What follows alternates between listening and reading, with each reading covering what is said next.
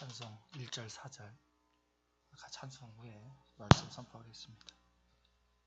183장입니다.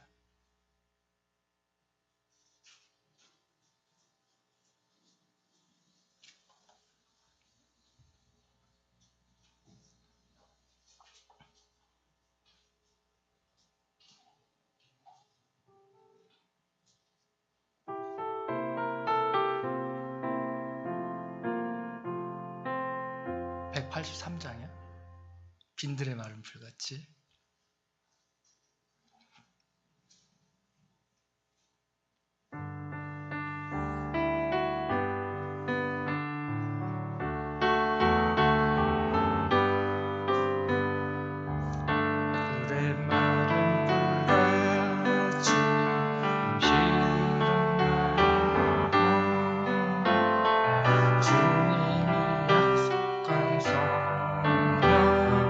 간절히 기다리는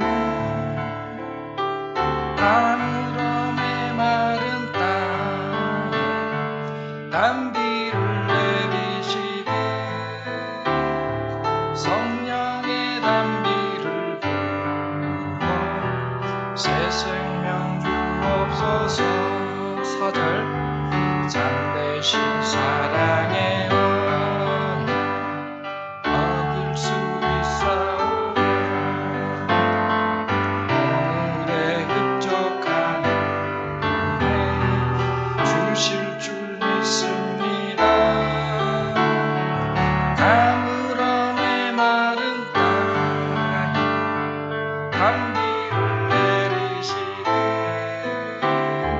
성령의 단비를 부어 새 생명 주옵소서.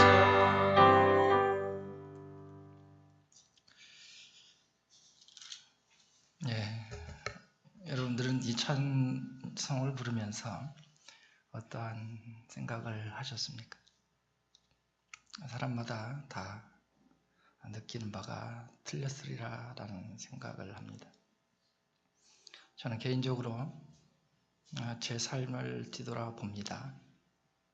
저는 빈들이었습니다. 마른 풀이었습니다.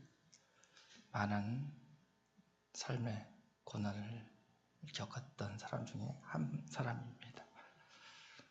그런데 시간이 지난 후에 예수님을 만나고 내가 생각하지 않았던 그 예수 그리스도를 통해서 내가 지금의 이 자리에 있게 된 것 같습니다. 우리는 빌립보서를 보면서 이 빌립보서가 담고 있는 참다한 의미가 무엇인지 아셔야 합니다. 막연하게 글자 그대로 성경을 바라보는 것이 아니라 사도 바울이 여기서 강조하고 싶어하는 내용이 무엇인지 깊이 묵상을 해야 합니다. 사람마다 다 느끼는 감정은 틀립니다. 어떤 분은 말씀에 깊은 그런 연단이 있기 때문에 말씀을 깊이 바라보실 수 있습니다. 그러나 신앙생활 초년이신 분들은 많이 어렵게 느껴질 거다라는 생각이 듭니다. 빌립보서 1장 27절에는 사도 바울이 빌립보 교인들에게 말씀을 전하고 있습니다. 간단히 요약하면 그리스도의 복음에 합당하게 교회의 공동체의 삶을 이루어 가라 라고 언급을 합니다. 그리고 구체적으로 밝히기 시작합니다. 크게 두 가지로 밝혀냅니다. 하나는 한 마음으로 똘똘 뭉쳐라 라는 말씀입니다. 그리고 또 한 가지는 겸손과 사랑으로 한 마음이 되어라 라는 말씀으로 1장을 끝내게 되고 2장 초반부까지 편지를 써갑니다. 그렇습니다. 오늘 말씀의 주제가 겸손한 삶이죠. 우리가 겸손을 어떻게 바라볼 것인가, 또 신앙생활에 어떻게 적용할 것인가 알아보는 귀한 시간이 되었으면 합니다. 우리가 생각할 때 겸손이라는 단어는 기독교 생활에 있어서 최고의 미덕이다라고 평가를 합니다. 흔히 기독교를 사랑의 종교다라고 많은 사람들이 인정을 하죠. 그런데 그 사랑이 어디로부터 출발되는지, 출발선상이 어디에 놓여 있는지 우리는 찾아야 합니다. 여러분, 날마다 사랑하고 싶지 않으십니까? 옆 사람에게 한번 물어보세요. 사랑하고 싶지 않으십니까? 그냥 한번 여쭤보세요. 고린도전서 13장 8절에는 사랑에 대해서 아주 기가 막힌 말씀을 적어놨습니다. 사랑은 모든 것을 참습니다. 모든 것을 믿습니다. 모든 것을 바랍니다. 그리고 모든 것을 견딘다라고 했습니다. 그런데 그 사랑은요, 겸손이라는 뿌리를 가지고 있어야 합니다. 뿌리로부터 영양분을 공급받아야 합니다. 그리고 줄기를 통해서 그 영양분이 꽃에 전달이 되어야 합니다.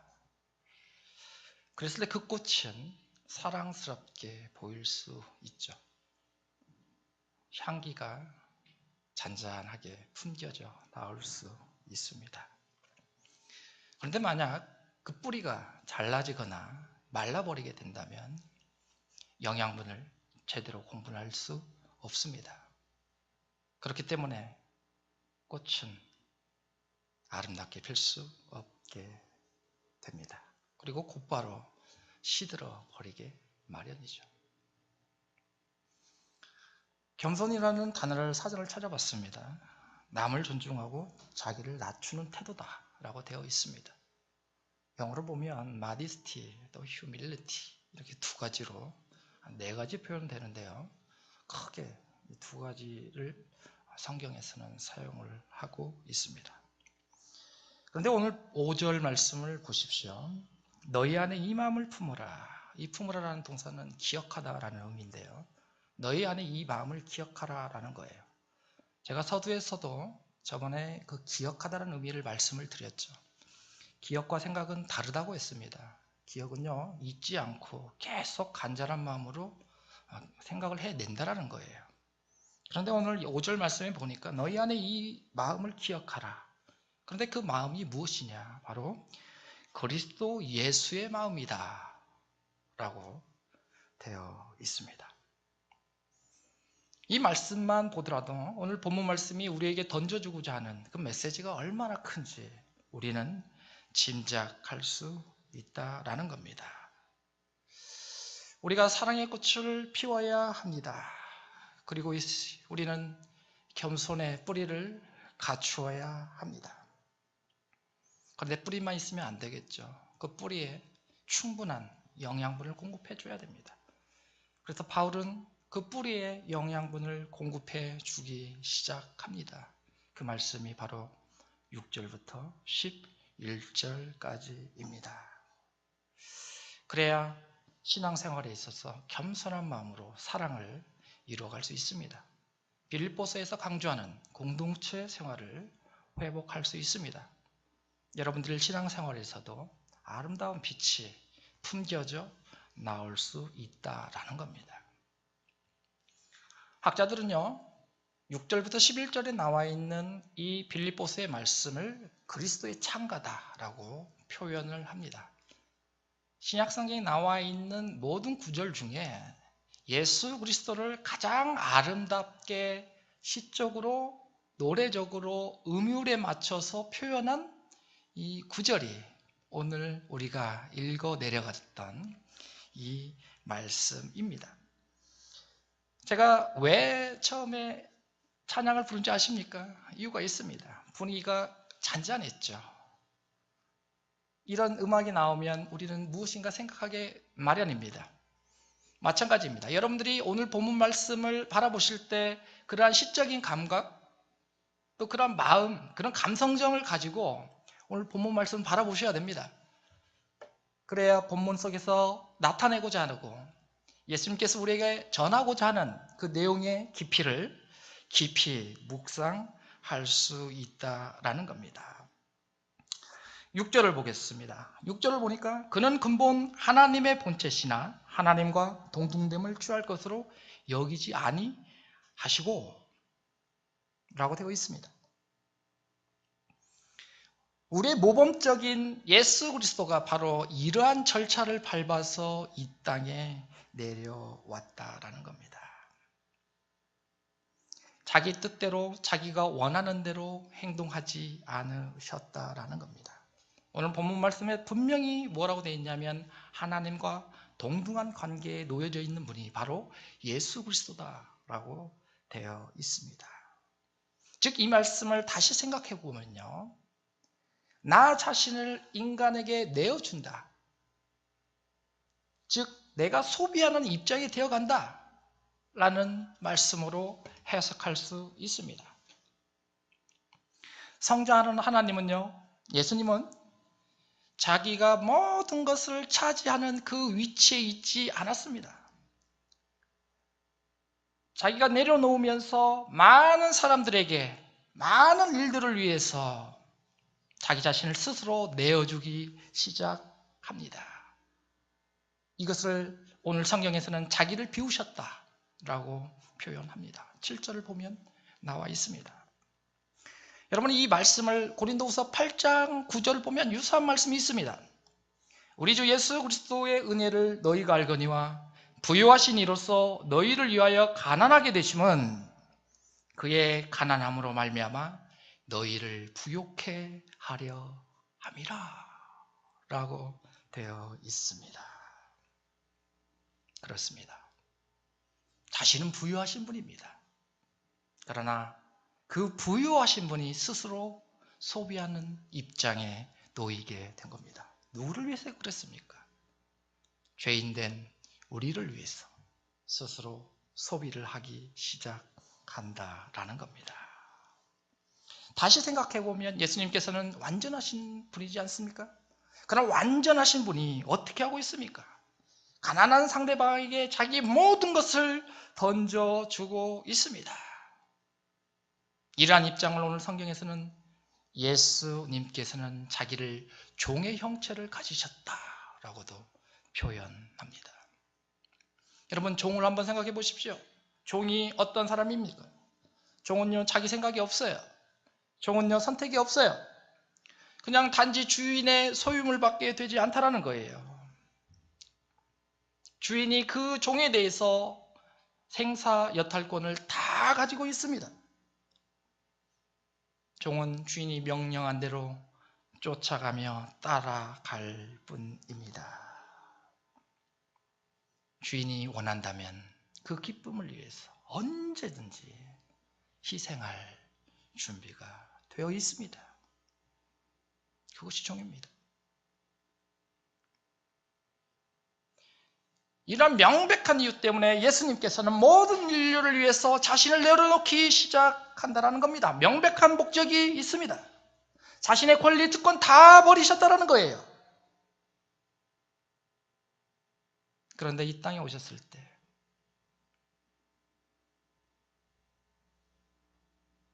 남보다 전혀 유리한 점이 없는 똑같은 인간의 모습으로 이 땅에 오셨다라는 겁니다. 우리는 어떤 대상에 있어서 모든 것을 우리의 입장에 서서 합리화시키려고 합니다. 신앙생활을 잘 하시는 분도 때로는 이 성경을 바라보면서 자기도 모르는 사이에 율법적이 되곤 합니다. 그리고 자기도 모르는 사이에 신비주의에 빠지기도 합니다. 성경이 자신의 능력이 되죠.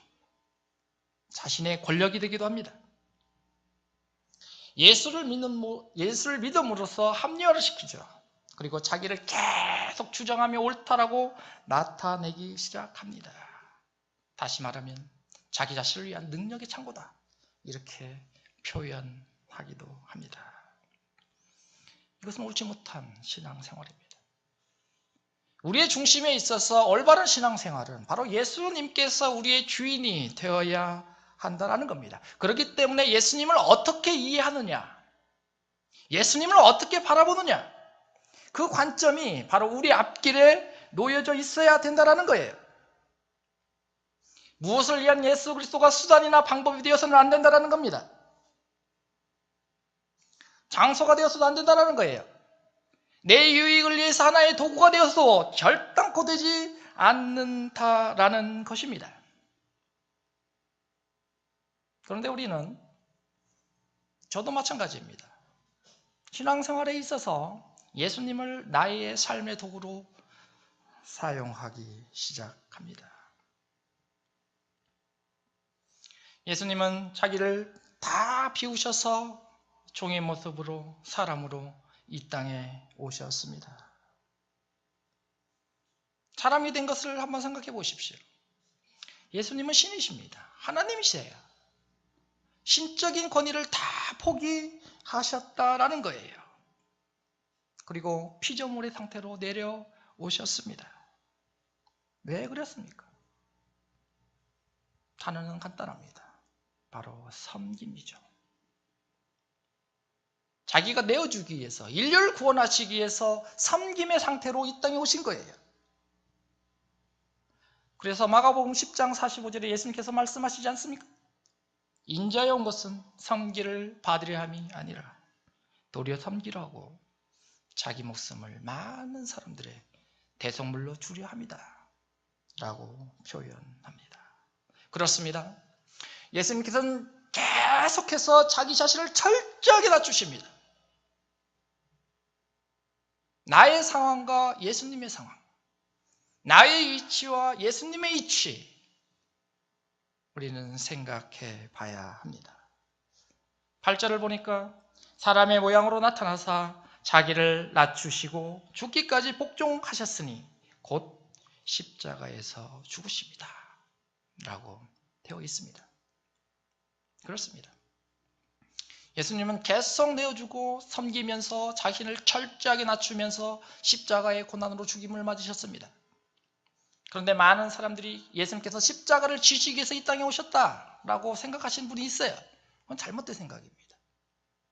예수님께서 십자가의 고난을 지기 위해서 오신 것이지 십자가를 지기 위해 온 거 아니에요. 인류를 구원하고 인류를 구원하시기 위해서 이 땅에 오신 건데 인간들이 그 예수님의 설득력에 동화되지 않았어요. 그리고 예수님을 핍박하기 시작한 거예요. 그리고 인간 스스로가 만들어내는 것이 십자가예요. 그런데 예수님은 그 십자가를 거절하지 않았다라는 거예요. 순종하며 그 고난의 길을 동참했다라는 겁니다. 그렇습니다. 예수님을 죽이신 분은 바로 인류입니다. 우리가 죽인 거예요. 여러분들이 죽인 거예요. 제가 죽인 거예요.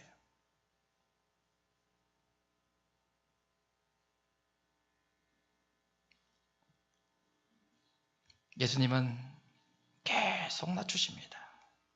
그리고 자신의 삶을 죽기까지 복종하셨습니다. 하나님은 계속해서 인간을 설득하려고 하십니다. 그러나 우리가 거부하죠. 계속 거부를 하고 있습니다. 여러분들이 신앙생활 하시면서 가장 어려워하는 부분이 바로 이 부분 아닙니까? 저도 마찬가지입니다. 이 부분을 바로 어떻게 해결할 것인가? 누군가와 신앙생활을 하면서 누군가와 토론을 하면서 의견 충돌이 많이 생깁니다. 누가 옳고 누구의 말이 그런지 서로 토론하기 시작합니다. 그러나 나를 생각해 보십시오. 저도 마찬가지죠. 나는 주울해하지 않습니다. 계속해서 그 삶에 있어서 토론에 있어서 자기 합리화를 통해서 나를 나타내기를 원하고 있어요. 예수님의 상황과 내 상황이 지금 반대로 가고 있죠. 예수님은 철저하게 낮춰지면서 자기를 버리고 자기를 죽고 최하의 상태로 내려가고 있어요. 그런데 나는 신앙생활을 하면서 남을 이기고 남이 나의 의견에 존중하도록 나는 계속 높아지고 있는 거예요.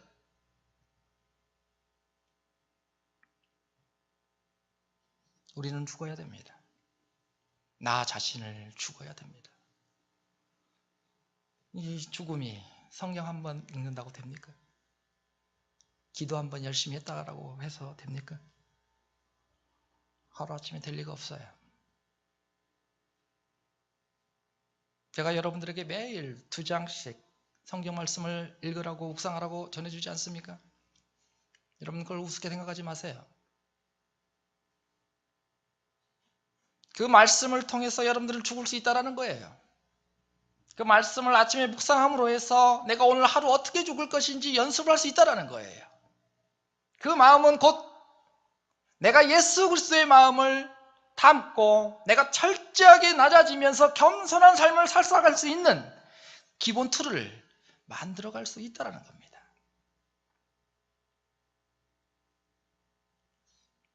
여러분 우리의 적이 누구입니까? 스스로 생각하시기 바랍니다. 외적에서 찾으려고 하죠. 나 아닌 다른 곳에서 나의 적을 찾으려고 합니다. 그러나 여러분들의 가장 큰 적이 누구예요? 자기 자신 아니에요? 자기 자신이에요. 자기 자신보다 큰 적이 없어요. 그렇기 때문에 우리는 철저히 회개해야 됩니다.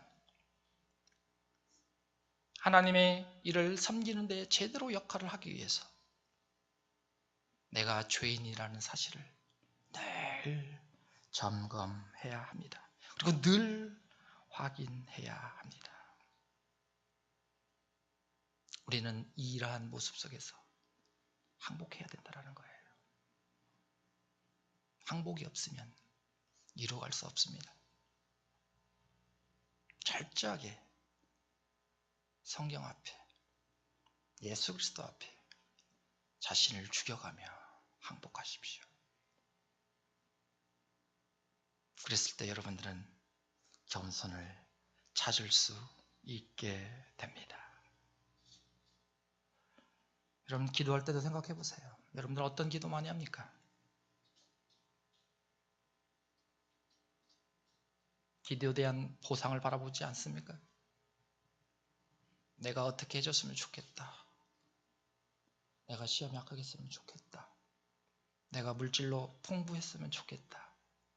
우리 가족 건강했으면 좋겠다. 근데 예수님은 이런 기도 하신 적이 없어요. 한 번도 없어요. 자신의 기도는 오직 타인을 위한 기도였어요. 하나님께 영광을 드리기 위한 기도였어요. 왜? 내가 중요하지 않다라는 거예요. 로마서 15장 1절은 다음과 같이 말합니다. 믿음이 강한 우리가 믿음이 약한 자의 약점을 담당하고 자기를 기쁘게 하지 말아야 할지니라 라고 되어 있습니다. 우리 예수 믿는 사람이 예수를 믿지 않는 사람들에게 대해서 윽박직하지 말라는 겁니다. 소리치지 말라는 겁니다. 복음을 전하는 데 있어서 멈추라는 소리가 아니죠. 이해하시죠? 전도함에 있어서 그분들에게 점도를 하지 말라는 소리가 아니에요.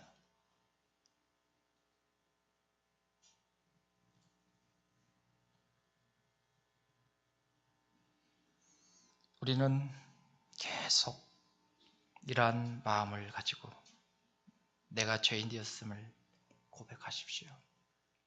그랬을 때 예수님께서 찾아오십니다. 그랬을 때 우리 기독교는 회복할 수 있게 됩니다. 자랑할 수 있게 됩니다. 우리는 예수님을 본받아야 합니다. 겸손한 삶의 가장 근본입니다. 윤리적인 측면을 생각하지 마십시오. 절대 바라보지 마십시오. 하나님을 알아야 됩니다. 예수 그리스도를 알아야 합니다. 그래야 여러분과 제가 신앙생활에서 승리의 삶을 살 수 있습니다. 우리가 신앙생활을 하면서요, 이런 말을 참 많이 들어요. 섬김을 받고자 하면 섬기는 자가 되라. 자기를 낮추는 자는 높아지고 자기를 높이는 자는 낮아지리라. 이런 표현들 많이 쓰죠. 근데 이런 표현들도요, 세상적으로 바라보면 성경적이지 않아요. 아주 잘못입니다. 섬김이라는 것이 무엇일까? 바로 하나님의 통치와 하나님의 나라의 관점에서 섬김을 바라봐야 합니다. 그렇기 때문에 우리가 전제도 말했지만 이 섬김을 통해서 자꾸 무엇인가 보상을 받기를 원한다는 거예요. 자기도 모르게 계속 그것이 연계되고 있습니다. 그렇기 때문에 이러한 모습이 우리의 신앙생활에 있어서 큰 걸림돌이 되곤 합니다. 그렇습니다. 우리는 섬김도요, 바로 하나님의 통치와 하나님의 기뻐하심에 우선순위를 두어야 합니다. 그리고 우리의 소원과 가치를 그곳에 묶어야 합니다. 여러분들이 신앙생활 하실 때 이 부분을 한시도 잊어서는 안 됩니다. 그랬을 때 하나님께서 예수님을 어떻게 해주시냐? 9절이 됩니다. 같이 읽습니다. 시작.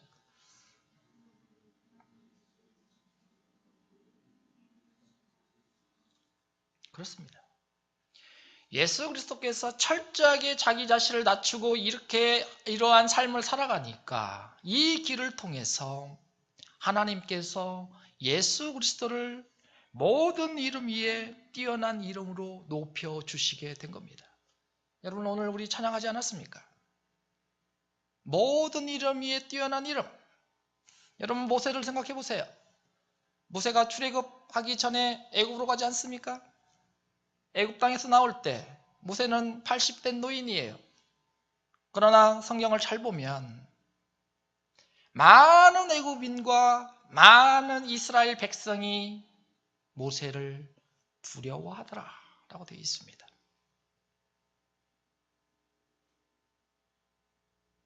예수 그리스도와 동행하는 영적 권위가 있는 자의 특징이에요. 하나님께서 만들어가 주십니다. 하나님께서 세워가 주신다는 거예요. 내가 나타내지 아니하고 내가 드러내지 아니한다 하더라도 주님이 가셨던 십자가의 고난의 길, 철저하게 낮아지는 그 길을 갈 때야 비로소 우리 주님께서는, 우리 하나님께서는 인간이 생각하지는 못하는 그 이상의 위치로 만들어 주신다는 겁니다. 여러분들은 이 길에 도전하고 싶은 생각이 없으십니까? 내 삶을 그곳에 던지고 싶은 욕망이 없으십니까?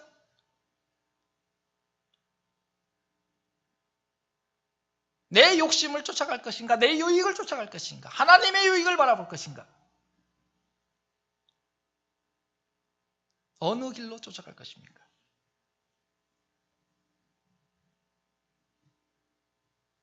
우리는 매일 기도합니다. 밤낮 기도합니다. 제가 전신했으니 하나님 제 헌신에 보상해 주세요. 제가 희생했으니 제 희생에 대해서 이렇게 보상해 주세요. 그 기도마저도 낮아지십시오. 계속 낮아지십시오. 자기를 죽기까지 낮아지셔야 됩니다. 예수님께서는 그 마지막까지 가신 길이 바로 십자가의 길이었습니다. 십자가에 죽으셨다. 그런데 우리는 그렇게 하기 싫습니다. 하고 싶지 않죠. 왜냐하면 아직도 내 마음속에는 세상에 대한 미련이 가득하게 남아있기 때문입니다. 우리가 신앙생활을 하다 보면 한두 살 먹어서 연륜이 많이 되면 신앙이 좋아질 거다 이렇게 판단하시는 분들도 있습니다.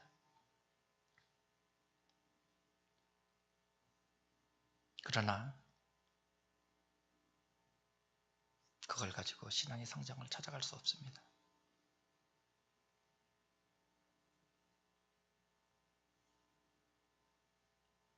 우리가 선택하고 욕심내는 것은 다 거짓입니다. 그 자리에서 평안함을 주는 것 같습니다. 그러나 시간이 지나면 다 거짓이죠. 정말 중요한 것이 무엇인가? 내 마음에 평안을 주는 것이 무엇인가? 그걸 경험하신 분이 온전한 신앙생활을 할 수 있습니다. 나이가 중요하지 않아요. 삶의 가치가 중요합니다. 경험이 중요합니다.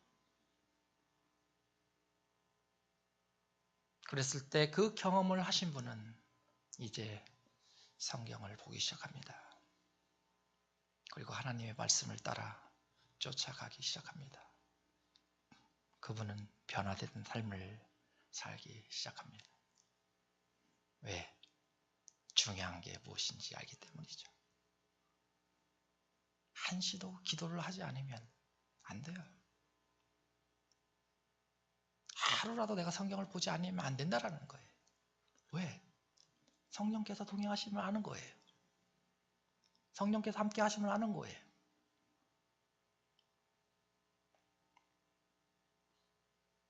저는 여러분들이 이러한 경험이 있기를 바랍니다. 하나님과 동행하는 경험, 하나님을 바라보는 경험, 하나님이 나와 임재하심을 느끼는 경험, 그 체험을 통해서 하루라도 성경 말씀에서 벗어나지 않는 그런 삶이 되기를 소망한다는 거예요. 그랬을 때 여러분들은 변합니다. 확증할 수 있습니다. 10절에는 하늘에 있는 자들과 땅에 있는 자들과 땅 아래에 있는 모든 자들이 예수님께 무릎을 꿇게 하셨다. 보세요. 하나님이 그의 자녀들에게 주시는 방법이에요. 내가 쫓는 길에는 이런 게 나타날 수 없어요. 내가 찾는 그 길에는 이런 것이 등장할 수 없어요. 하나님의 방법을 쫓아갔을 때, 하나님께서 인도하시는 그 길로 갔을 때 예수님께서 경험하셨던 이러한 위치로 올라가실 수 있다라는 겁니다.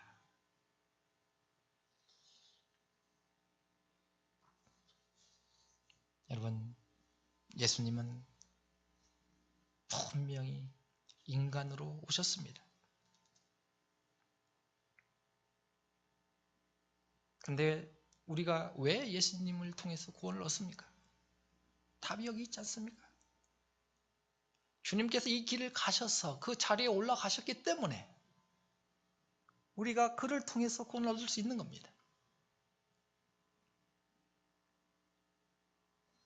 하나님 스스로가 이상적인 내용으로 이걸 만드셨습니까? 아니죠. 역사의 현장에 있는 현실입니다. 구체적인 사실이라는 겁니다. 이 사실을 통해서 지금 예수님께서 우리에게 그의 겸손을 보여주고 있습니다.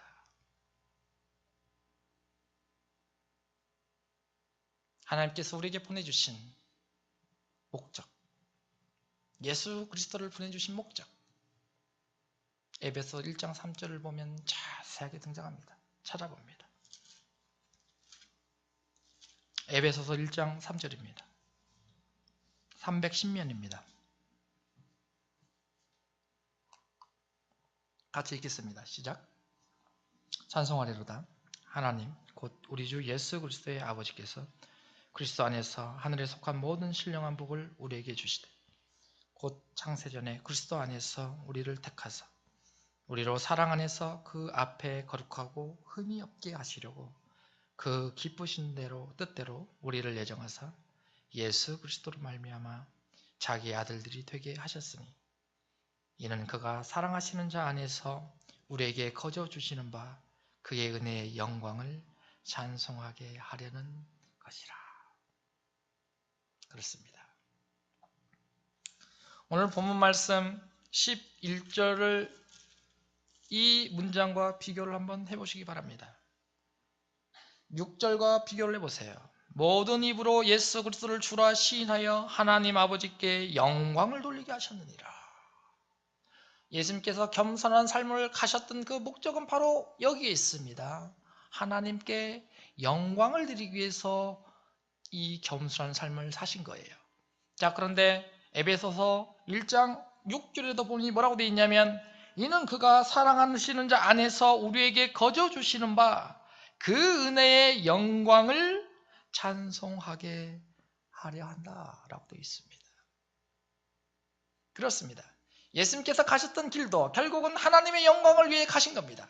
여러분도 가시는 이 길이 바로 하나님께 영광이 되기 위해서 가셔야 된다는 겁니다. 하나님을 기쁘시게 하시기 위해서 이 길로 가셔야 된다라는 겁니다. 이런 사람은 자신의 유익을 찾을 수 없어요. 자신의 앞길을 바라보지 않아요. 왜? 주님께서 다 해주시는 것을 확신하기 때문이죠. 요한복음 17장 21절과 24절에도 비슷한 내용이 나옵니다. 예수님께서 스스로 이 땅에 오심을 설명합니다. 여기에도 영광이 등장합니다. 한 아버지 안에 내가 있습니다. 내 안에 아버지가 있습니다. 서로가 서로를 내준 그런 동반자의 관계라는 것을 다시 한번 표현하고 있는 건 단락이에요.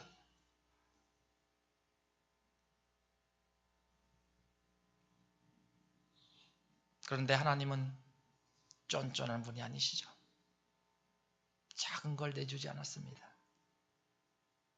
자기 자신을 드렸습니다. 자기 자신을 드렸습니다. 그것도 어떻게 드렸습니까? 계속 낮아지면서 드렸습니다.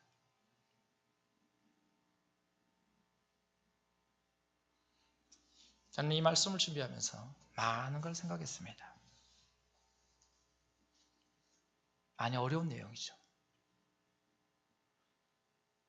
그러나 그리스도의 창가로 풀리는 이 구절인 만큼 우리는 이 구절을 평생의 내 삶의 지표로 가질 필요가 있습니다. 그랬을 때 내가 내 실체를 파악할 수 있게 됩니다. 여러분, 그러한 정당한 길로 들어서십시오. 주님께서 열어놓으신 그 대로를 따라 앞으로 나아가라는 소리입니다. 예수를 믿는다는 것, 여전히 내 자존심과 내 권세를 확보하기 위한 그런 신앙으로 가지 말라는 거예요. 그것은 잘못된 신앙이에요. 모든 것을 다른 사람에게 내어줄 수 있고 내 자신을 철저하게 낮출 수 있는 그런 사람, 상대방의 처분에 내 처분을 맡길 수 있는 그런 사람,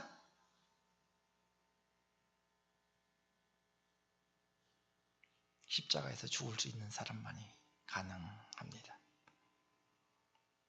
여러분들이 그러한 길로 가시기를 원합니다.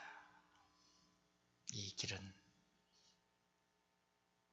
내 노력으로 되지 않습니다. 하나님께서 주시는 은혜로만 가능합니다. 여러분들 모두가 하나님으로부터 이 은혜를 받아서 주님을 생각하는 겸손한 삶을 살기를 예수님의 이름으로 기도합니다. 말씀을 마치겠습니다. 기도하는 시간 가질까요?